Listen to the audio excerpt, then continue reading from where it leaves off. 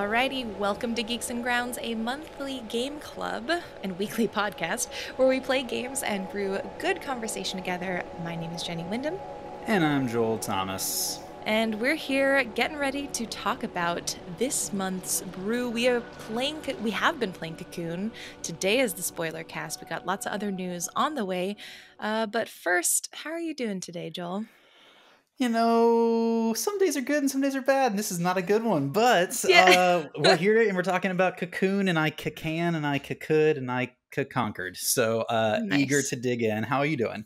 Pretty much the same. It's we were talking about this right beforehand, but it's like it's the state of the world and everything happening in it. You're kind of like, well, I think we're all in a bad state right now, and you just kind of got to keep going forward because, like, what else are we gonna do?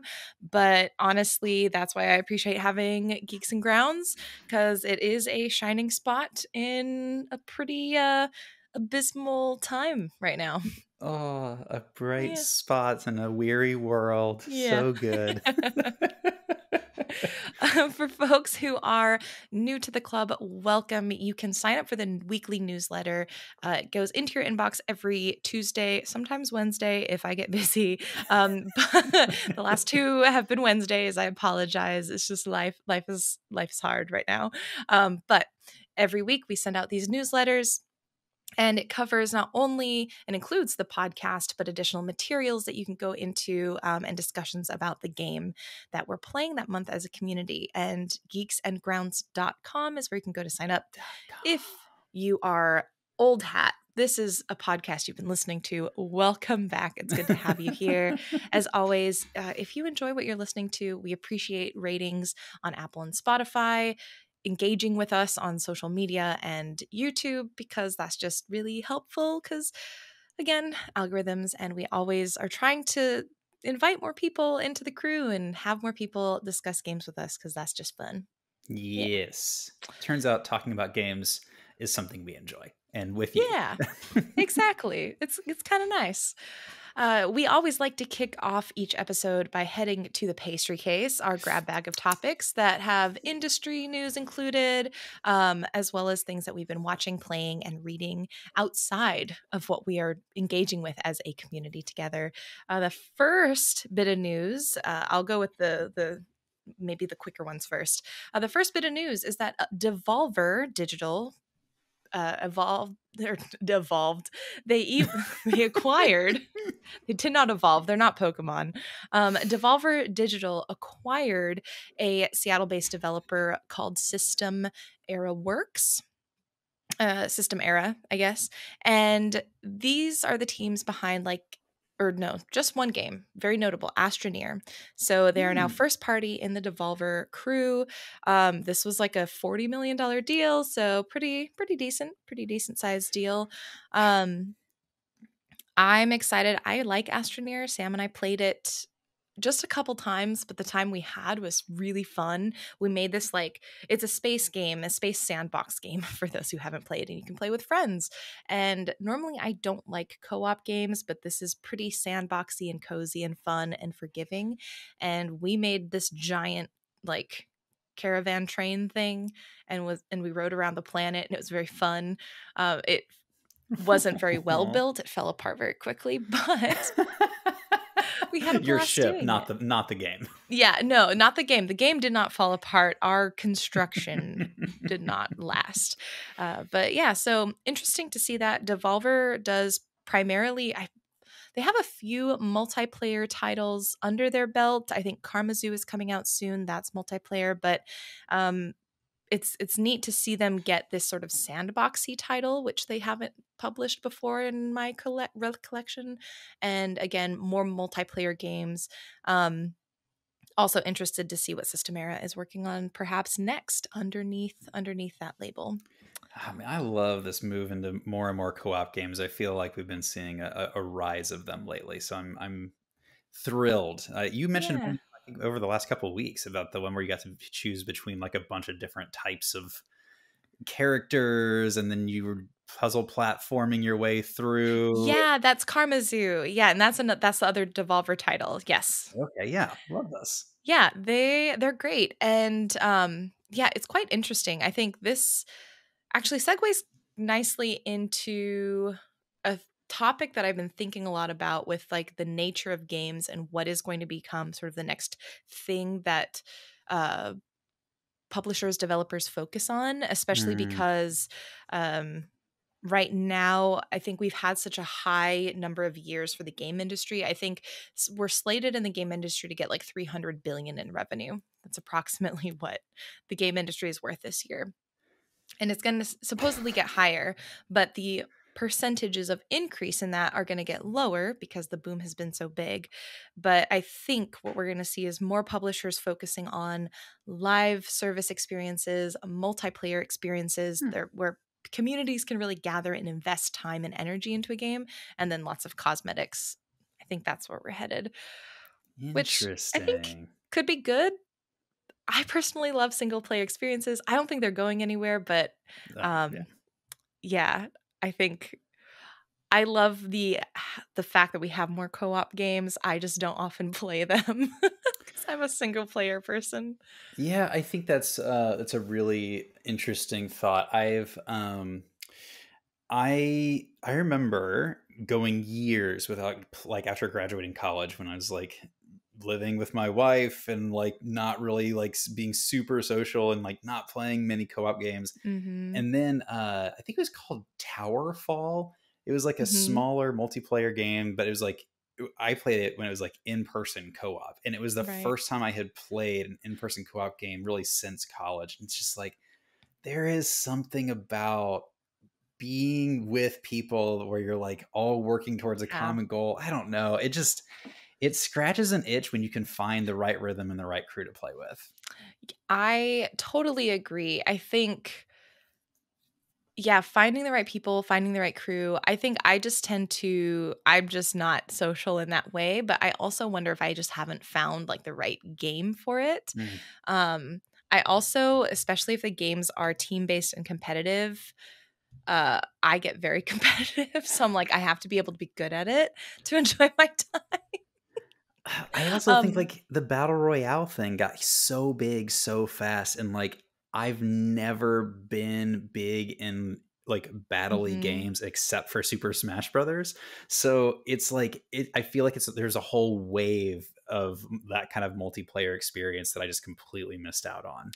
Yeah, I think what it was interesting because it was such a bubble, right? I feel like when Fortnite came out and Fortnite's like originally wasn't even supposed to just be battle royale. They actually had a different mode available, and then the battle royale part just became the most popular one, so they scrapped everything else. But battle royales are interesting because yeah, that was just such a bubble at the time, and I feel like we haven't quite seen anything to that extent come out that I can think of at least. Hmm. Um, if folks can think of them, share it with us. But I actually quite enjoy battle royales, but again, that's because you have that. It's kind of a solo game in a way. Like you're That's playing a good against other point. people, but Hmm. you're not really teaming up necessarily. They have other modes, but traditionally it's you're on your own. I will say I do love Overcooked. I do love that game quite a bit. Hmm. Hmm. So there's that. I feel so bad at that game though. Like I've played with you a couple of times and I just feel like I'm bringing the group down. It's like if we were in MasterChef together, I'd be fired on the spot. Like I feel that inadequate when I play that game. No.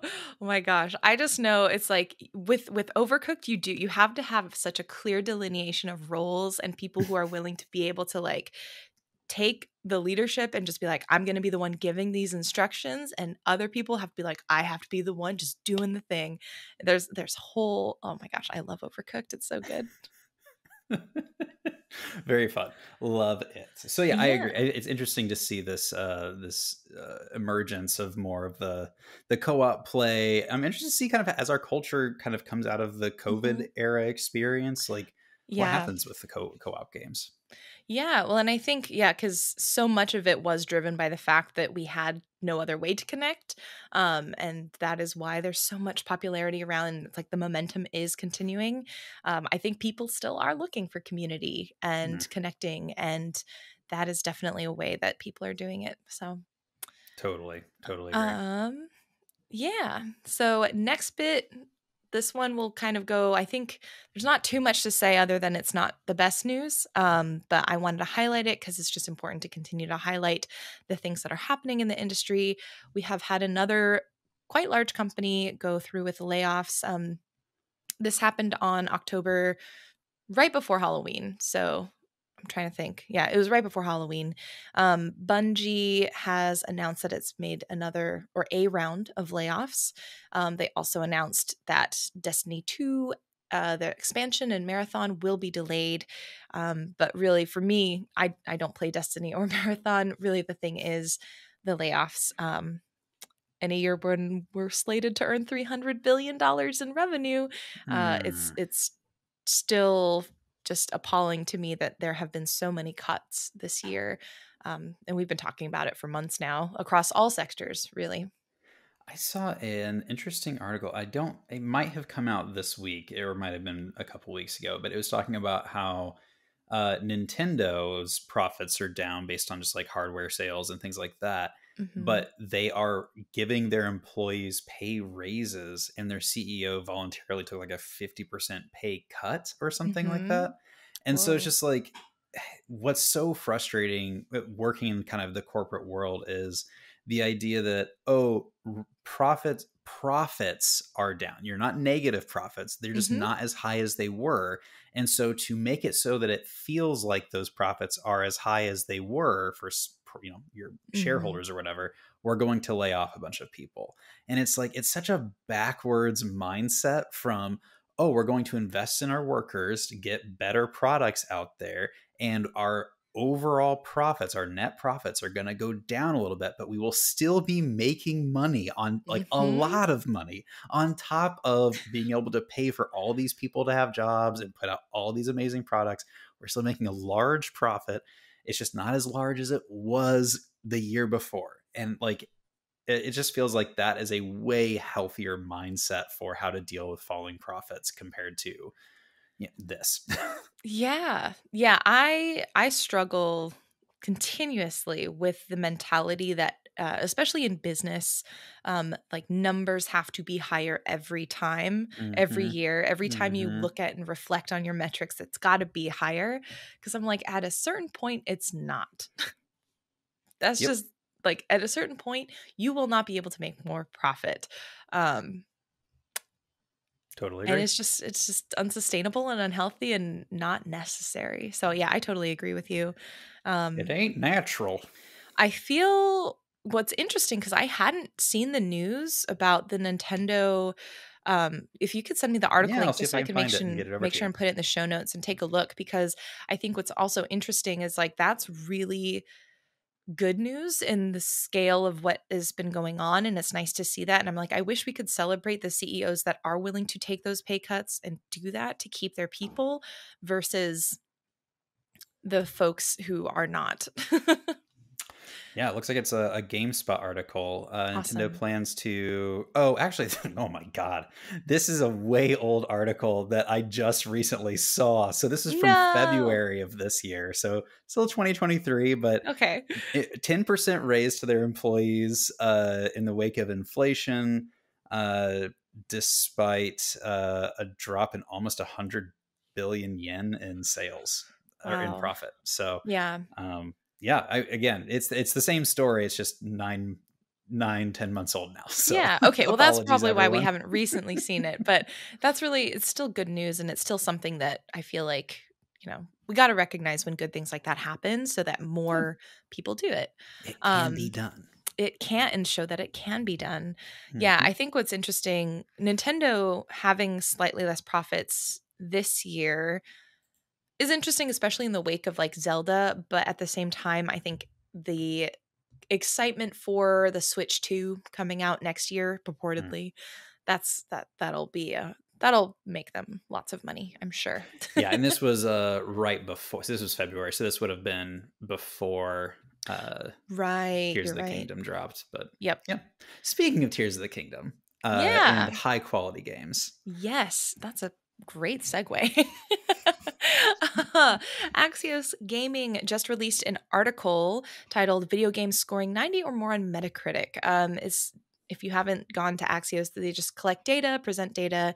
And this was a really interesting article for me because we talk a lot about how this year, maybe from the consumer side, people experiencing games, this is probably one of the greatest years yet. Even though you look at the industry as a whole, it's not. And so there's this really, um, there's this a lot of dissonance happening with the industry right now. Mm-hmm. But what I thought was particularly interesting was that so they provide the data 25 games this year have received a Metacritic score of 90 or more. Now, a Metacritic score is basically an aggregate score from reporters, journalists, and platforms that have basically signed into this Metacritic scoring program and thing. And I don't know exactly how, but you have to like jump through a few hoops, but you can get into that program somehow. But it's widely known as the way that people look to see if a game is good or not, quote unquote, knowing that scores are numbers that we use just to get general consensus, Mm-hmm. but you can like a game even if it has a 0, I'm sure.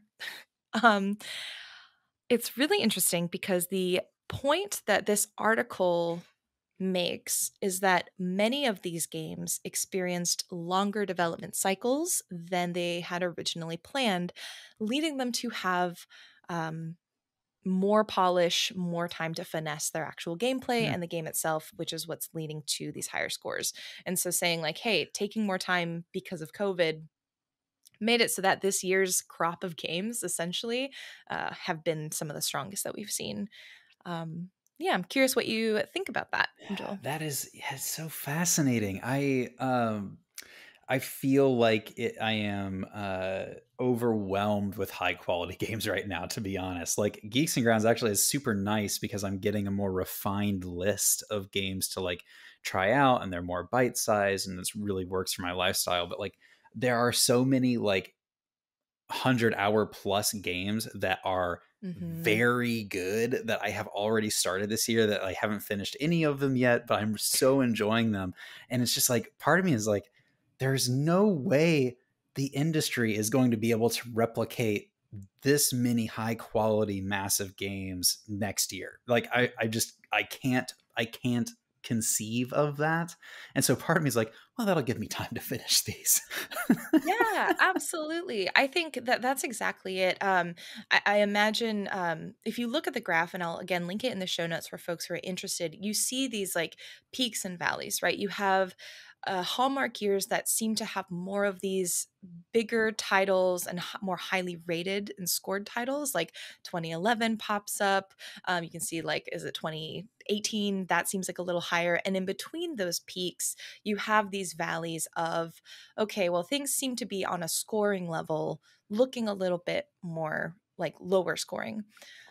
It doesn't mean good games didn't come out those years. It Right. just means, I think you're right. It's like looking at the biggest budget titles, the ones that tend to be longer. Like we're talking about like the Baldur's Gate 3s, the Zeldas, um, all of those giant titles, those tend to be the ones that are the heavier hitters and higher scores on Metacritic.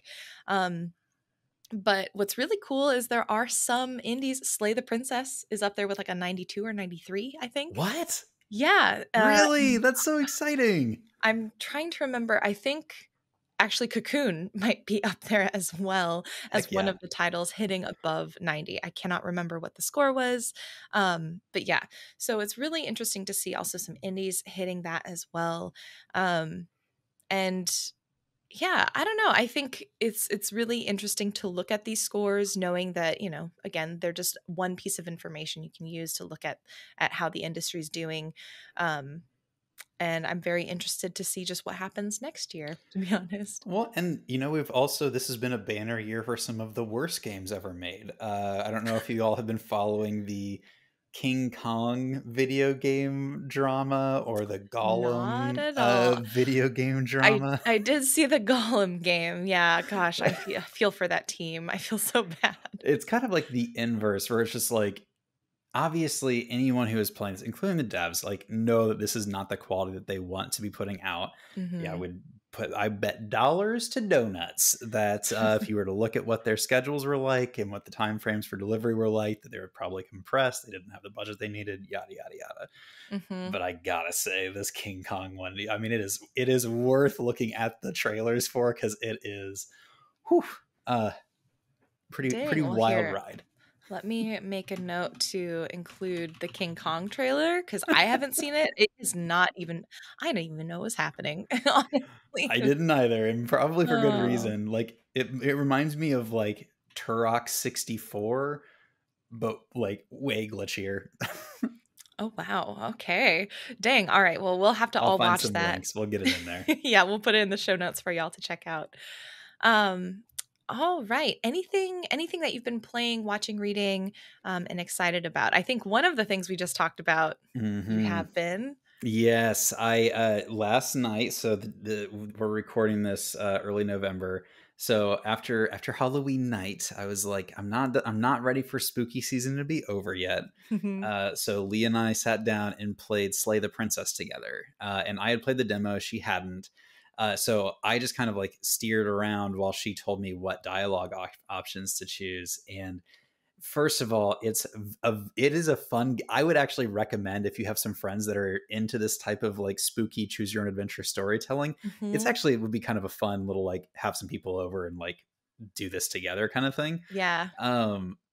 It was an absolutely wild experience because she made choices that I would never have made, and got to like some substantial story things that I did not get to in the demo. And I was like, the way you got us here, Lee, is going to completely change the way that I play this game going forward. Like, she unlocked some things that I was like, absolutely incredible that you did this. So cool. If you guys have not gone back to Slay the Princess since the full game released a few weeks back, like, shout out to that team. It is so good. I'm really, really enjoying it. And actually, turns out, great party game. Yeah. No, I was thinking about playing it tonight on stream. I was slated to play a different game, but I haven't had the chance to dive in because it came out when I was at TwitchCon.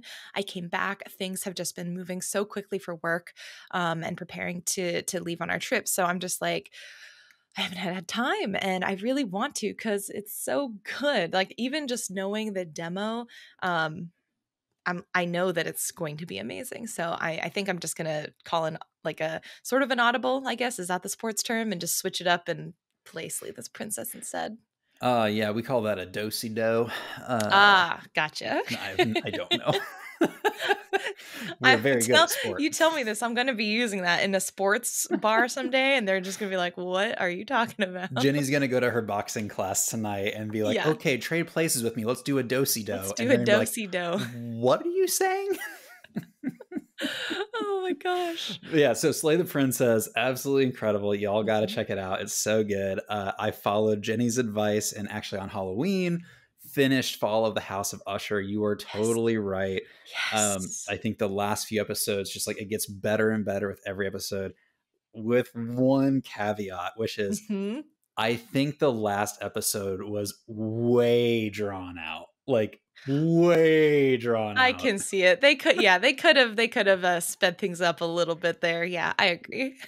I mean, like, that Flanagan is known for his like monologues and things like that, but like that last episode was just like so many monologues. It was like an hour and a half. Like, what's going on? I am a sucker for a monologue though, so I think I am biased towards it, and I think because they were also using like the text, I was just like, oh, my English teacher heart is so happy right now. But yeah, the second to the last episode I think was my favorite, and that is the one that made me most emotionally invested. Yes. That was tough. That, honestly, there's a lot of like family dynamic stuff in that second to last episode. Yeah. With kids like, or teenagers being involved. And it was just like a tough, like, seeing the breakdown of a family like that was just really hard. Because it's the one story where it's like, there really is kind of an innocent bystander being affected by this in this episode, as opposed to all the rest where it's kind of like rich assholes kind of getting their just desserts.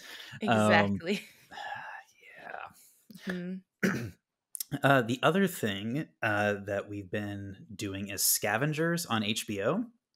Ooh, You familiar with this at all? More. No. Excuse me. So you actually recommended a game to me over the summer that I played and really enjoyed. And it's kind of like cell, I can't remember what it's called. It's like cell animation, like a muted color palette of like browns and reds, and you have a little hover bike and you're flying over like sand Sable. dune. What's it called? Sable. Sable. Yes. Scavengers looks like someone took Sable the game and said, we're going to make a survival story on an alien planet What? where a bunch of scientists have kind of been stranded and they have to try and work with the nature around them to survive. Mm-hmm. And the animation style, the color palette, the voice acting, we binged like 4 episodes in a row. Like, it is so good. Like, I am eager to keep going with it. So if you liked Sable, you like that style of animation and coloring, the kind of soft storytelling, I highly recommend Scavengers. Very cool. Yeah, I'm here for it. Still haven't started Jujutsu Kaisen, so I technically don't need a show to watch because I have one on my docket, but I'm always down to add to the list, and probably get to that soon too. You know what we're gonna do when we are flying to Japan together? I'm just gonna You are gonna force me to watch. I'm just gonna pull out an iPad that only has Jujutsu Kaisen on it and just like tape it in front of your chair and be like, "This is what you must watch." Just kidding. I would never do that. Honestly, I'm going to probably pre-download all of Jujutsu Kaisen and watch it. Here. No, I swear I will. I promise you this. We're going to get on the plane. I'll say, all right, don't talk to me because I'm just going to focus on my anime. I will say the super random on my flight, it was Alaska Airlines. I was on a newer plane. Where was I flying? Oh, it was to TwitchCon. They had us on a new plane. It was like, I think the 3rd flight of this plane. They were talking about how it was like brand new, so cool. They had these little plastic like lips that you could like pop down, or like a shelf, so that you could put your phone or your iPad on it. So it was at the proper height, so you didn't have to like hunch down or like finagle it, with the puke bag and like lock it in that way. Like, you've seen all those tricks on TikTok. I've done them. It was so nice, and it had just like a little bit of rubber like texture on it so it doesn't slip. Oh my gosh, it was so good. I hope every plane has that. Thank you to that product manager that was like, you know what would solve a user problem? Let's add some rubber grippy flip down edges. Yes. So yeah, side note, as I watch Jujutsu Kaisen, I hope that the plane that we're on has a nice little like easy placing phone shelf. Me too, for your sake. Because I care. Thank you. I appreciate it. What have you been up to lately? What have you been getting into? Not too much. I did try to watch Gen V. Try being the operative word. I'm so conflicted on it because I really like this story.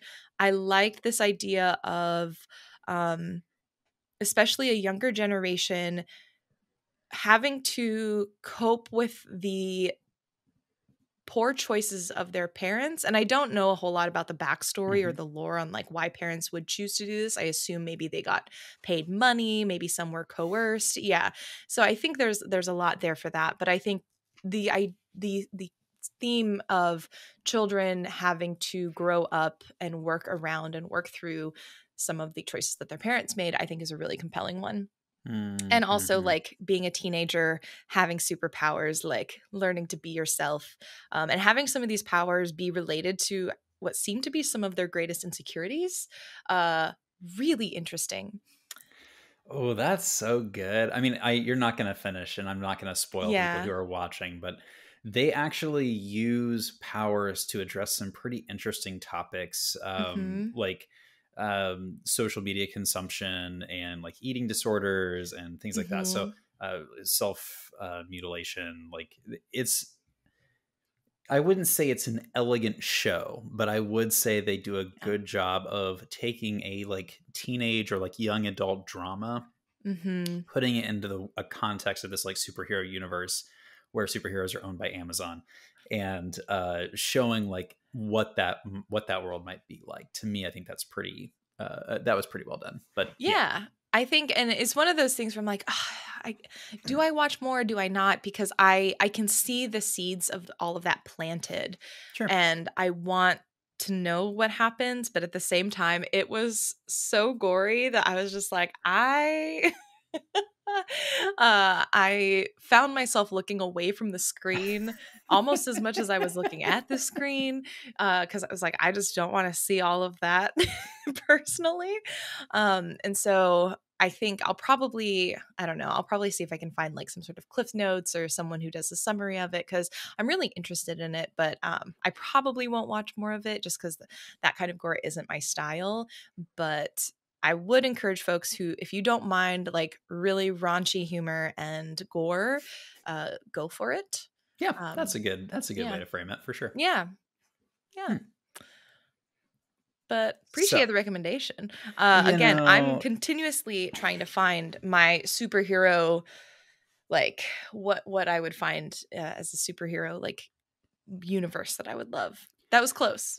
I I think think we're just going it's to make a superhero verse for you, I think is what we're going to yeah. do. Well, as a community, we're going to come together. We're going to start making comics. It's going to be like the Jenny Wyndham superhero story, TM, TM, TM. Uh-huh. And this will be like the verse for you. I think that's what we will do. Awesome. Oh, I love it. I'm excited for this. Was it Jenny superhero verse TM TM TM? TM, TM, TM, TM. Yeah. Perfect. And just to close it out, I forgot to put this in the show notes, but I did bring it up just for quick launch announcements in case you're keeping track of any games coming out that you want to be staying on top of, picking up as they release. On November 1st, wait, we already said that. On November 6th, the Invincible launches. This one is really cool because it's actually based on the book of the same title by Stanislaw Lem. And it's this kind of like hard sci-fi, where you are on this planet, your crew is missing, you're trying to find them, and you're also like dealing with these really unnerving sort of alien anomalies that may or may not be harmful, probably harmful to Interesting. humans. Um, it's the demo was awesome. I think it's still available on Steam. If you've Did you ever play Firewatch, Joel? No, that's actually one of the Yeah. games like I downloaded a long time ago and just never got around to playing, but everyone has told me how great it is. Yeah, it's I really liked it, and I feel like for folks who enjoy Firewatch, which is like it's a walking sim, which I feel like oftentimes is said as a negative connotation kind of thing, but it's not in my case.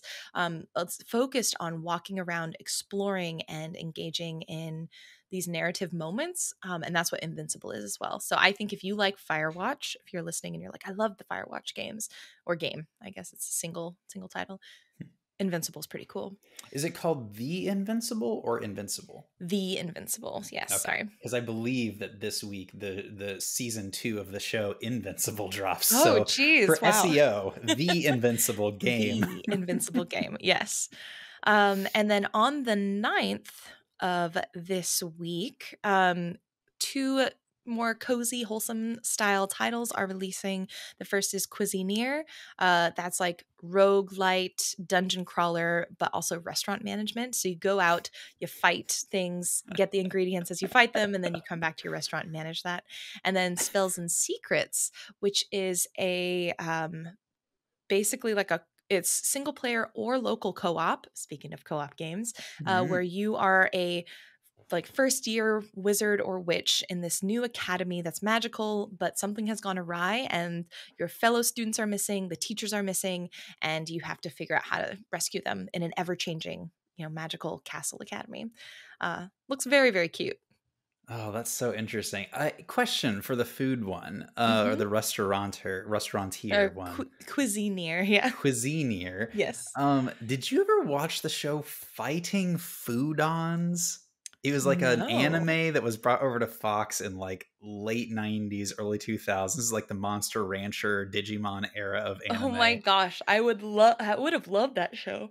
Fighting Foodons. It sounds very much like this. Like I remember him like it was like Pokemon-esque. Like they would go and find this like fried rice monster and like recruit Oh it my somehow to be on his gosh. team. And then Fried Ricer was like now Yeah. on your team, and he had like spatulas that he'd use to fight, and he just said Fried Ricer as his name. Like that was what you reminded me of, and I haven't thought about that show in probably 20 years.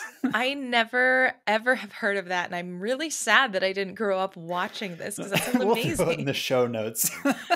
Fighting foodons, baby. Yeah, fighting food. Actually, I'm gonna add it right now because I will forget otherwise. I don't know where my tab with the show notes went. That's amazing. So yeah, those are the launches for this week that I'm aware of. As always, I think there are also probably other launches, but I try to highlight the ones that I think are a bit more standout that I think as a community we'd be interested in. So cool. And again, I have too many tabs open. I'm like, no, but seriously, where am I showing? No. Okay, but seriously though, like Seriously though, I think it's about time for a brew. Is probably what I think we're so about ready too. for. I'm sipping on a little. Speaking of brew, I did a little homemade espresso. Haven't done this in a while, and been in tea mode. But today was an espresso day. That I want an espresso. I do not have any such cool machines that make espressos in my house, and unfortunately, I am just drinking water. Well, maybe you should do Good what for I you. did and have a brother that gets married, and on accident, someone sends him 2 espresso machines from his wedding registry, and so he gives you one. So That would be awesome. You've got a brother. Maybe this is like let's start planting the seeds now. Yeah, just accidentally put 2 on that item list, right? Absolutely. All right. Oh, and I guess I forgot to say, as always, please feel free to send us any questions, comments on anything we discussed here in the pastry case or in this month's brew. If you would like to have that read out loud on the podcast, we always welcome that. You can email me at jenny@geeksandgrounds.com or put it in the Discord and just let us know that you'd like us to read it out loud. We always do our best. No promises, but all that good stuff. So yes, this month's brew. You're the only one who brought a brew. I will have to be there in spirit. But we are playing Cocoon together. We have been playing Cocoon. Again, we've had a bit of a shortened month because the next 2 weeks are going to be based on looking at the games that we've nominated and selected for the next year's selection, or 6 of the titles for next year's selection. So please, if you haven't already gone in to vote, now is the time to start voting.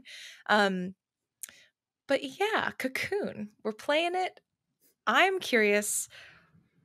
Well, first of all, spoiler alert. For anyone who has not played it, you are now entering spoiler territory. We're going to be deep diving the game. And this is your warning. If you haven't played, it takes 4 hours? Ish, Yeah, 5 hours? I mean, if you're great at puzzle games, and if you're me at puzzle games, it might take you just a little bit longer. Okay, so 5 to 8, we'll say.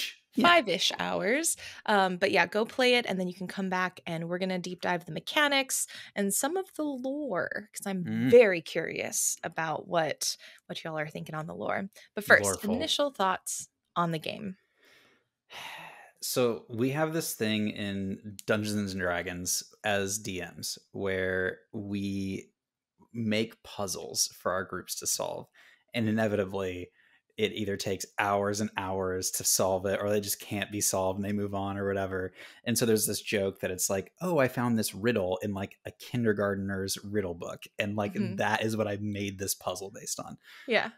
And as I was playing through this game, I had that feeling of I am a player in a D&D group, and I'm telling the DM that I love puzzle games, and then I hit a puzzle and it's like, this is impossible, and the DM who made this game is like, I got this from a kindergartner book, and actually you should be able to do this. You're 36 years old.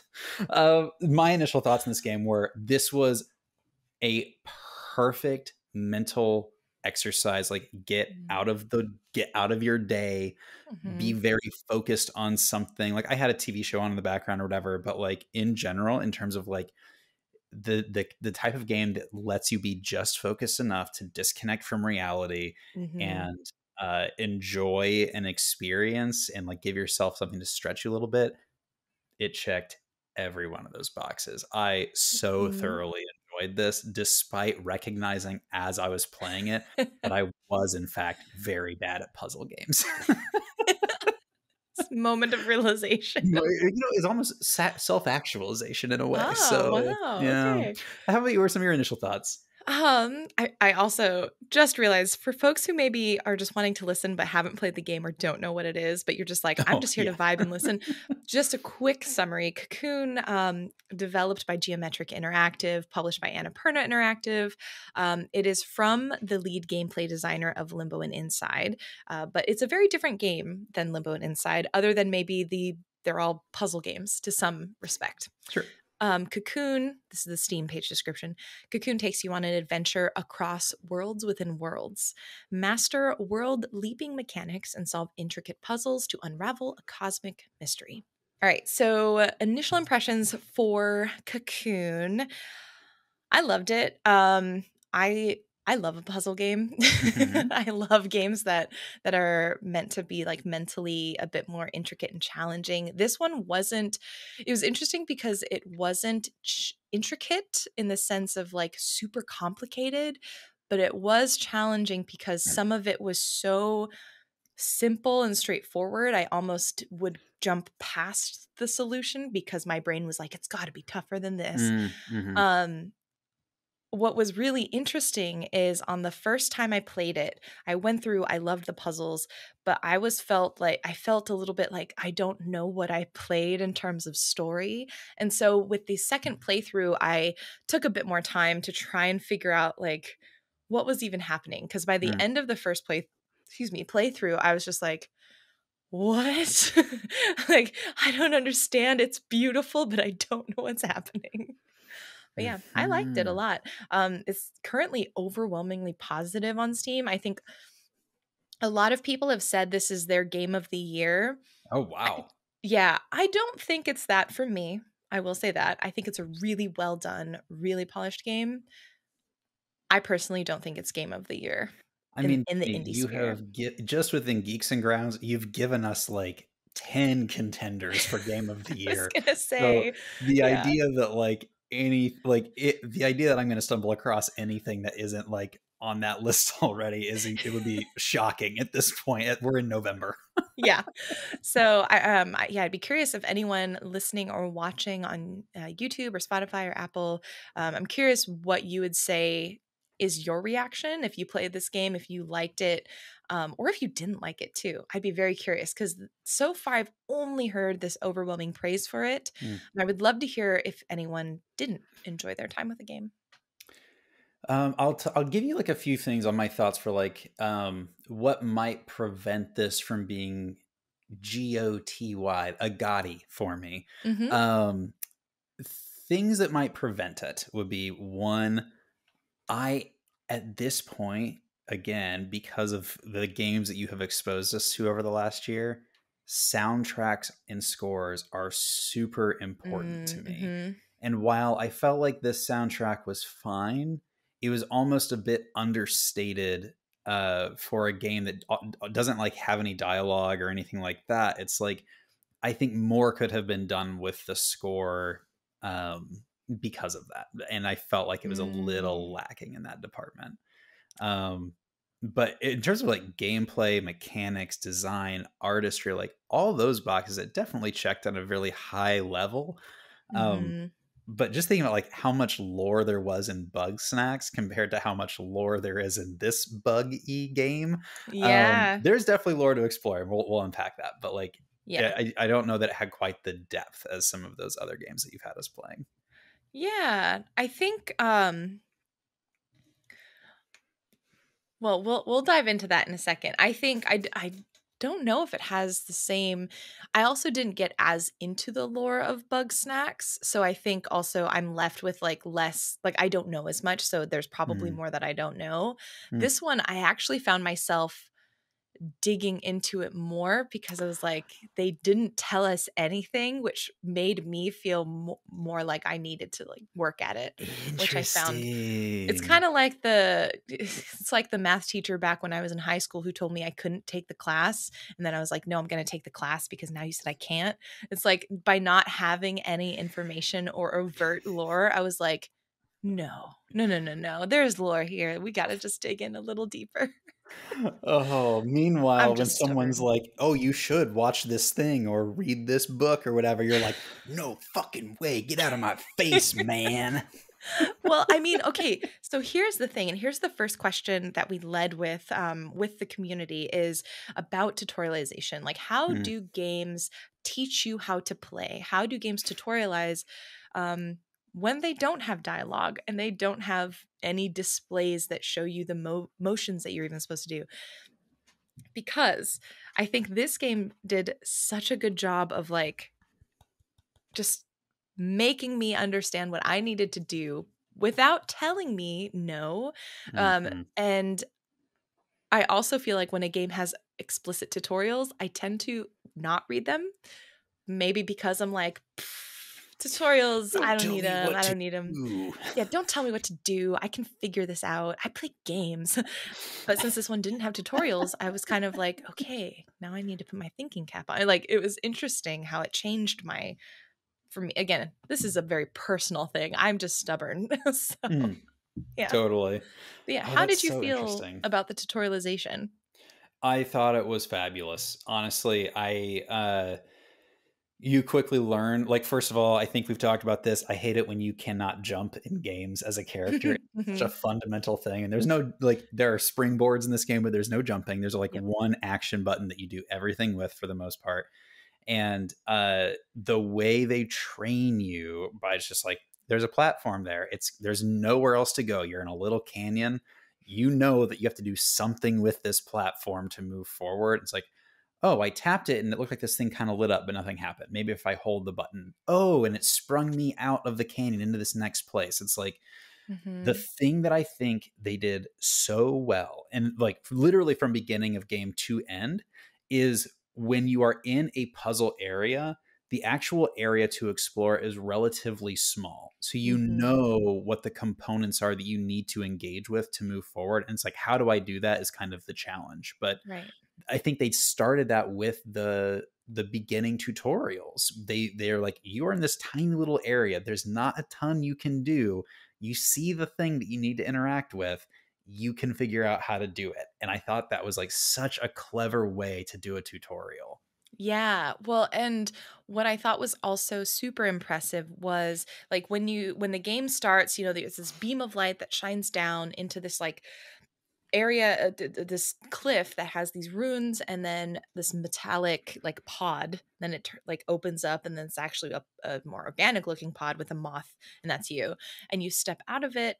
First of all, the water is beautiful in this Mm, game. so Anytime true. we walked in the water, I was just like, oh, Yeah, take that's me so there, real. please. Hmm, hmm. um but the first thing you see is like a tiny sphere platform, and I remember standing on it. I'm like, okay, this is obviously like a button or something, but your moth protagonist's wings, they flutter whenever they're Hmm. on top of it. So it's like not only do you get these like really confined spaces, which I agree, super smart, but also you have these moments of, oh, the moth's wings fluttered, so I know there's something interactable here. And I know there's only one button I can press in Hmm. this game to do anything.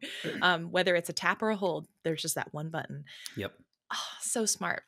I also feel like I agree with the soundtrack being sparse, but I think that was also intentional tutorialization embedded throughout and signaling to the player, because the music will only really come on significantly if you are in an area.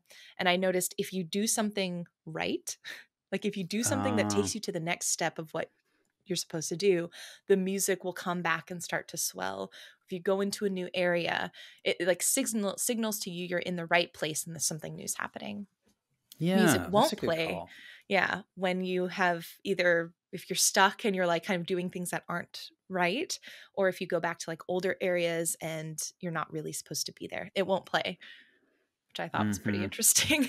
I think that's honestly like I understand the kind of like carrot of that, but the Yeah. stick of that I think was a little too much for me. And I think that's Yeah. why I was so comfortable like watching a TV show in the background, because I needed, while I was trying to explore and figure out how to solve the puzzle, I needed something else for my Mm-hmm. brain to latch onto, because it was just for me, it was just a little Mm-hmm. too understated during those times. But I Yeah. totally agree. Like when the transitions happen, because you unlock some major thing, Right. those are like, it felt truly rewarding because there was the difference between the very Mm-hmm. subtle experience to the more climactic musical experiences. That's a really good call. I hadn't thought about it like Yeah. that.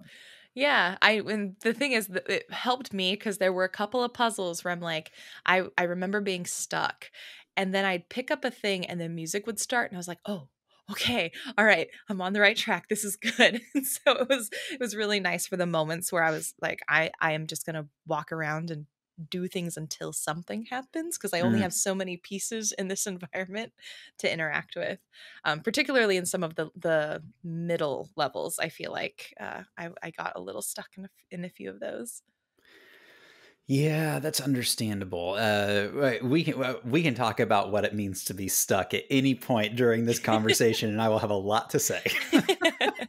Well, then I'm curious, because we've talked about the ways and some of the ways that the game did really well in tutorializing and indicating to us like what we needed to do. What are some of the things that got you stuck in the game that either could have maybe been more strongly tutorialized or gone through, or maybe that you just got stuck because you're like, I just couldn't see the solution before it popped up to me? I think it was mostly the latter scenario. Like Mm-hmm. once I figured it out, I was like, okay, this makes sense. And for the most part, they build, like, puzzles build on themselves. So like the way you Right. solve the last puzzle is similar to how you're going to solve the next puzzle with a slight change. And I think like that was, again, like very smart game design and something that I really appreciated. But there were some things that, like, the first time you encounter, there's a point in the game where there are these little like black sticks that pop up out of the ground, and when you hit them they make like a single musical note sound, and you have to hit them in the Mm-hmm. right order to unlock an area. The first one, I could not find any of the clues to figure out how to, like, what order to hit these black stick guys in to move forward. And I looked up at the tutorial. I was like, oh, here's the order. Oh, and that's the clue. And I was like, Mm. I don't find that, I didn't find it satisfying. Like it Mm-hmm. was not embedded enough in the story or in the experience for me that I felt like it justified the frustration of it. So literally anytime I came across those little black musical note things, I just went straight to the tutorial and I was like, okay, what is it? Okay, there it is. And just went through it like that. So I think for me, it was probably mostly the latter, where it's just like, Mm-hmm. I hit barriers where I just couldn't figure it out. And it was like, once I found the solution, it was like, yeah, this makes sense. But it's just like, there weren't, it was like, I think this is the word that came to mind when I was playing it. I felt like I was brute forcing my way through every puzzle, where it was like, Mm.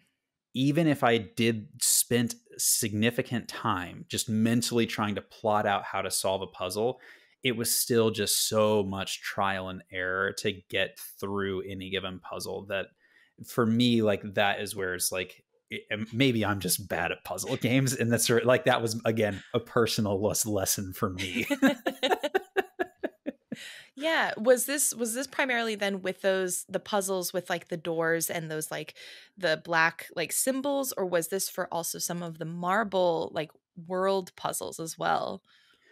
Uh, so the little like black musical note stick things that come out of the ground, I just literally gave up on and like never tried to solve them on my own again after that. After the first one, I spent a lot of time on, like, you're carrying an orb around as this little Mothman, and you use it to like jump in and out of these like orb worlds. Like you're carrying an orange orb, and you can jump into that orb, and now you're Mhm. in an orange world. Like, that's kind of the premise, right?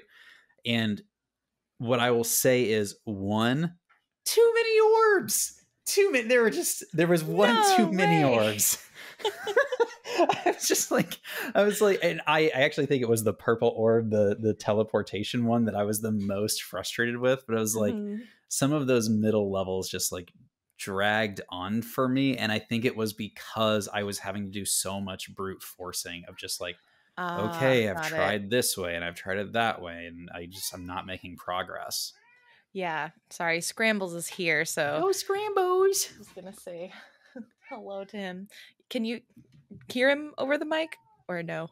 Just a little bit saying Just a little hello, bit. but it's not so Okay. bad. Okay. Then I'll let him hang out for a little bit. Yeah. I really I loved this like the puzzle aspect, and I very much love puzzles, and I didn't feel like I had to brute force. There was one No. but I think this is the kind of puzzle that my mind like really gravitates to. Mm, So like I think I benefited from that. Honestly, it's just like the style of puzzle where I was like, oh, I totally get everything that they're asking of me. For the most part, I think there were two situations in which I got really stuck. One of them was with the like musical note stick things. And it was because I couldn't quite see they had these it was in the green level if I remember correctly, and there were these like pillars with black the symbols, but you had to see the shadow that they cast into the water, mm. and I could not for the life of me differentiate between two of them because the shadows were just a little bit blurry. They were just blurry and out of frame enough that I was like, I don't know. And so that one I had to do a couple of times before I got it, which was a little bit like, I feel like I've lost my momentum.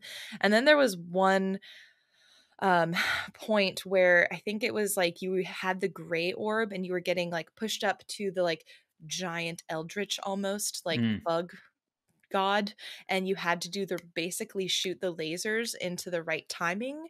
Mhm, And for me, mhm. and that's not even a puzzle, that was more just like a timing thing, and Yeah. that was maybe the most frustrating part because it was just like the loss of momentum again where I was That like was my favorite part of the really game.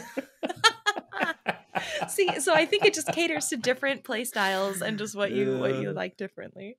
oh, that's so funny. Yeah, I well, I liked it mean, conceptually, but I was just like, for the life of me, I cannot get the rhythm of this, and it's killing me slowly. got it. Yeah, and I think honestly, like it was, you are the correct one in this scenario. Like it's a There's no correct. puzzly game, and like you enjoyed the puzzly elements the most. It was a puzzly game, and I enjoyed the rhythm laser shooting portion the most. So you are the correct one. I don't know if correct is the right word, but I think we definitely found like our strengths and weaknesses and preferences through that. But I will Um, say the green level was, I think, my favorite experience. Anytime I was in the green world, maybe it's because of the mhm. colors, maybe it's because of the like, Yeah, the like you could make things intangible was kind of like what happened in the green world, yeah. and maybe that was just like such a cool experience. I don't know, but like the green world puzzles were my favorite puzzles throughout the whole hmm game. Yeah, oh gosh, I liked them all. It's kind of hard to pick. Um, I think the gold one just felt most satisfying simply because I loved holding the gold orb and seeing the golden path illuminate below me. I thought that was just Mm, so pretty.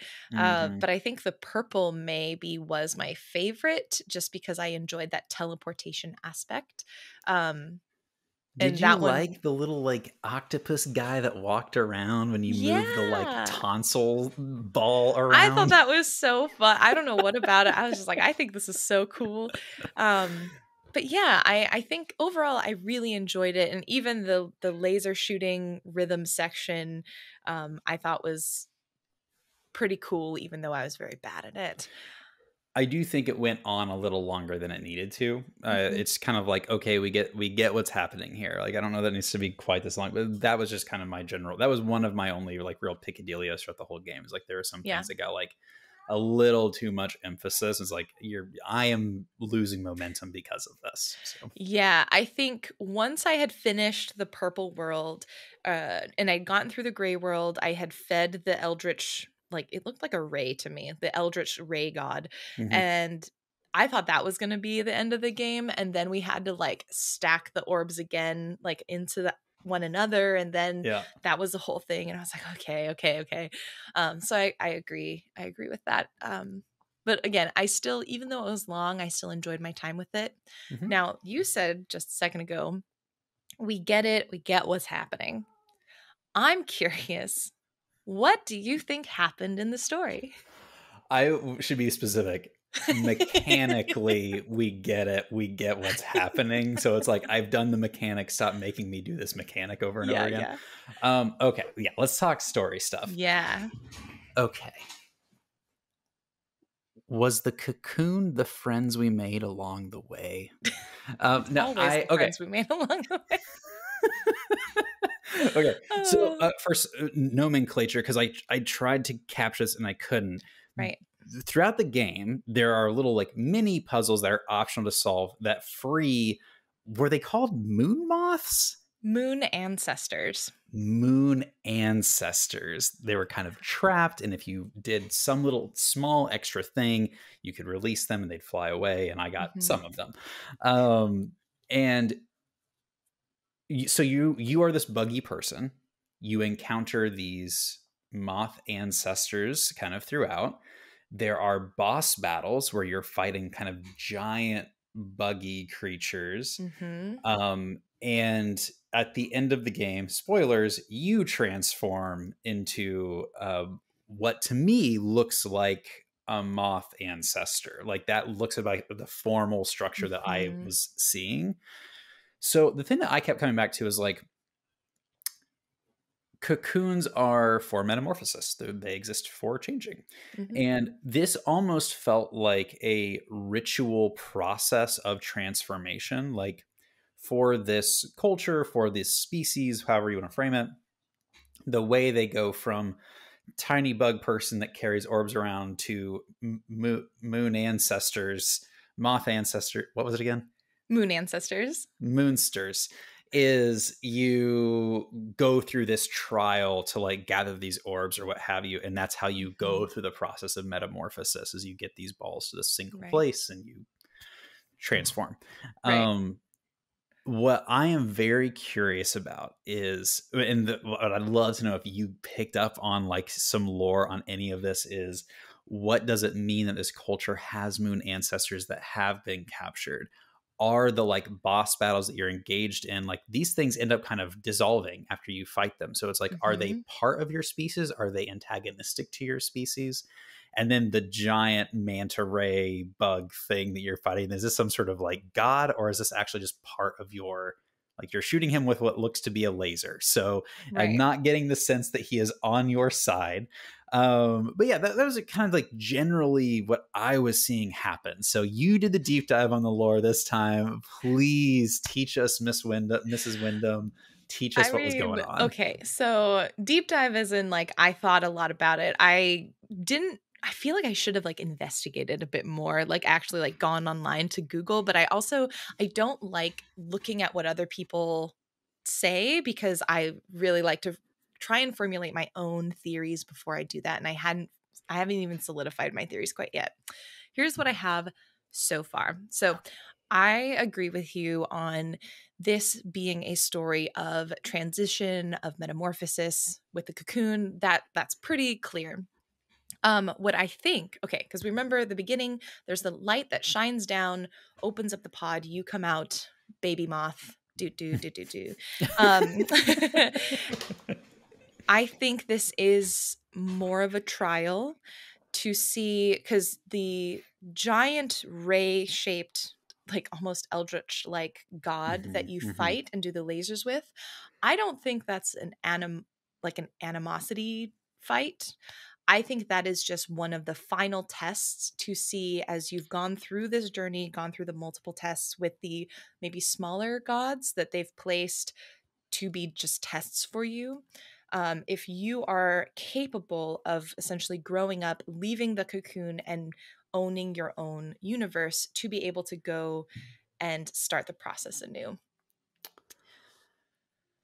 Oh, that's right. Yeah. So can you maybe talk through the end game a little bit? Like after your transformation, talk a bit about like what happens after that, because I think that you've really latched on to something here. Okay. Like after the transformation of you becoming the eldritch god. Yeah. Well, Because you get okay. kind of the zoom out thing happening. And You do. At the end of the game, as you zoom out, you see like because you start with like your marbles, but you keep zooming out into basically a universe. And the very last scene, and what I think is presumed, this is the universe that you have been embedding within itself and creating. And you zoom out, and there is the figure behind this universe, which at first glance, I was like, oh, this is the god that you fought.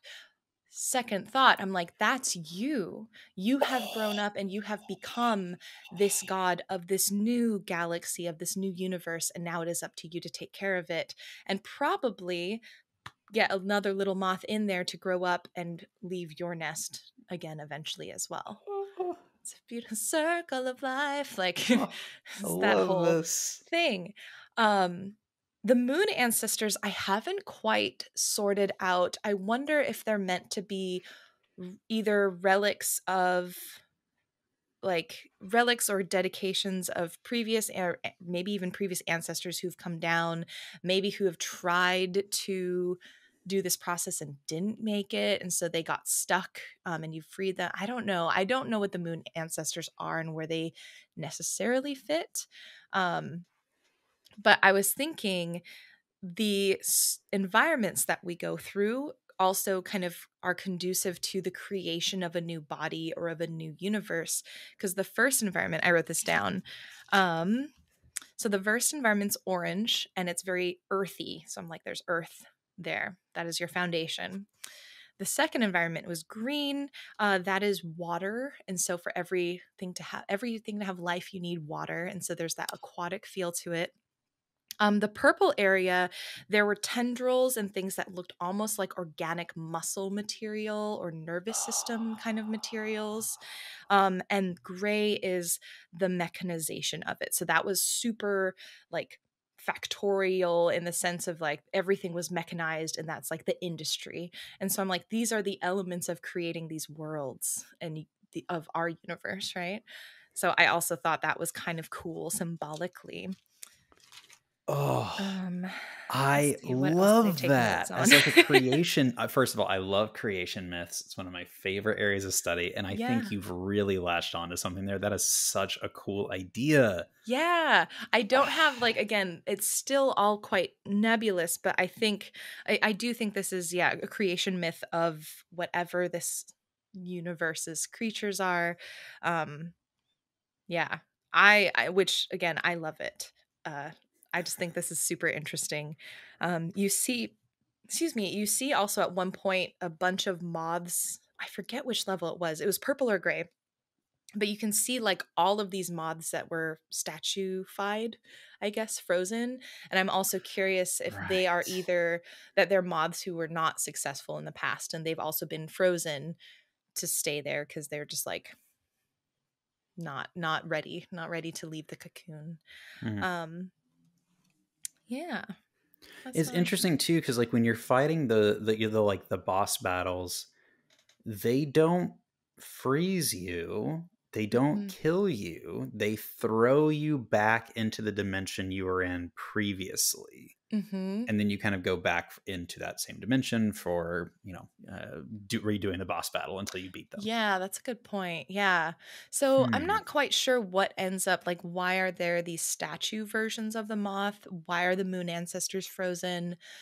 I'm not entirely sure. I also feel like the black material that we see throughout is really interesting, Yes. and I'm not quite sure what that is. It seems to be the thing that powers everything somehow, but Oh, see, I had the inverse take. oh, My that it take was takes that the away. black was actually a sickness, and that you were, as a part of your trials, actually Mm. clearing that sickness out. Because it was like every time you zoomed out, it Yeah. was like a little bit of that black residue was removed from the next thing that you saw. Yeah. And so, like, and I could be reading into this completely, could be totally wrong, but No, like, that's good. usually when those creatures were stuck, they were encased in something that was hard black. Yes. And at the near the end, like when you're in kind of like the gray world as you're moving through, I think you are like making your way around a lot of those black tendrils that have kind of what looked to me like almost infected You're the world. right. Yes. And okay, this makes way more sense. Thank you for saying this, because I was like, that is what that final test is with the ray, because one of the final things you do before the laser test thing is you put each colorful marble, the orange, green, and purple, into this like thing, and the black substance sort of like goes around it, and then you go and you laser it. And so that laser section isn't like a fight between you and the big manta ray god. It is a cleansing of, like a final cleansing of that black material, Wow. I think, I so that you love can stack this. them together and create a new universe. Oh, this is so good. Yeah, Yeah. really. To your point, which I think is like one of the reasons you chose this game based on some community feedback. Like, Mhm. what does storytelling with no words really look and feel like? And I think Exactly, in yeah. terms of like, this is such a rich area of conversation. Like, I'm super curious to see how the community interprets a lot of this stuff. Like, I think this game has done a fabulous job of giving you just enough um, intrigue throughout the mechanics of puzzling that you can Mhm. piece together a story that I think was really satisfying. I think like one of the questions that you want us to talk about is like how ambiguous did you feel the ending was? And it's like Mhm. just ambiguous enough. Like I think there's Yes. just enough that like I feel I like some of my theories. I love your theories, and like I'm interested in like learning more. So to me, like Yeah. very effective in what they're trying to pull off in that way. Yeah, I think I always appreciate ambiguity in stories, mostly because it leaves room for, I feel like it leaves room for me as a player to put in what I need to feel satisfied with the story. But it's tough because you'd think ambiguity is easy because you're like, oh, just don't answer the questions, but that's not what good ambiguity looks like. And I think this is an example of good ambiguity where it's not a fact that they haven't thought through the answers. It's not because they just don't have it available in there. It's Mhm. available. It's just ambiguous enough that it requires me to dig in, but it's not that it's not there. Because I think sometimes when I think about ambiguity in storytelling or in games, I see it as authors who are just like, I just won't answer the question. It's like, that's not, that's just being like vague and obtuse and no good. Yeah, I totally agree. Yeah, so I love the game. Would recommend. I have my own frustrations, but I think it was more because of my realization that I'm not good at puzzles than about the game not being good. I think if, especially if you like puzzle games, Hmm. anybody, you would truly love this game. Okay. Before we close out the discussion, I found out right before this recording that there is a secret ending to this game. I have not seen it What? yet. Nope, I have not seen it. Yeah, I know. I haven't seen it yet. I'm going to try to get it before next week's podcast just so I can like see if I can get it. I Okay, so you may not have really noticed this because of the brute forcing and the puzzle, the note puzzles. You may not have noticed it because you're just like, I'm going to look it up. But the first solution to all of those puzzles is using the shapes and finding the shapes in the order that they're supposed to appear somewhere in the environment. Before I figured that out, when you start running over the shapes, they actually have arrows that face certain ways. And I thought Hmm. one of the solutions was to like find the right arrow. Like, does each one represent a note or does there directions Yeah. that you need to go? So that's not necessarily the case. I won't say the answer yet here in case anyone listening wants to figure it out before next week and see if they can get it. But there is a secret ending related to solving those puzzles a different way. Wow. And I'm going to try to do it. I'll report back next week. Hopefully, I can figure it out and see if we can discuss the secret ending and if it changes any of the theories that we have so far. But I found out there's a secret ending and I was just like, oh, what? So, Wow. very Okay. excited. Yeah, you do that. I'm gonna watch Fighting Foodons, and we can compare notes. Awesome. Before we finish out the episode, thank you again as always for listening. I just wanted to highlight and shout to remember to vote for the nominated games in the Geeks and Grounds community. Again, we've got titles that have been nominated by all of you. The top 6 will be the 6 of our titles for next year. We're trying this, it's perhaps the start of a new tradition. Maybe I'll modify it next year based on feedback we do this year, but this is your chance to shape what we are going to play. So that's super exciting. And if you are looking for the link to vote, you can check the show notes here. I'll put that in, but also you'll get it in the newsletter every week until voting closes. So yeah, and you can vote until, I should probably say, you can vote until I believe the 21st, I think, November 21st. So that gives us time to like put everything together. So yeah. Perfect. So excited to see. There's some. There were whispers of Mario 64 in the chat, so I don't think that will be a game. So thank you. Thank you all. I think now it's available. Isn't it on like Nintendo Switch Online now? Yeah, that's true. I think it is. So who knows? It could be. Oh my goodness! Don't tempt me with Jill's hope. heart goes pitter patter. Don't tempt me with hope. So good. Well, thank you so much for joining us at Geeks Grounds. Any final announcements before we sign off, Jenny? Nope, those were the final announcements. Excellent. Well, thank you all for your time. We really appreciate you hopping in and puzzling around with us. As you are giving us your game recommendations, may your votes be as bold as your brew, and may you share some with us too. I'm kind of on a rhyming thing right now. Thanks, y'all. Have a great one. Bye. Bye.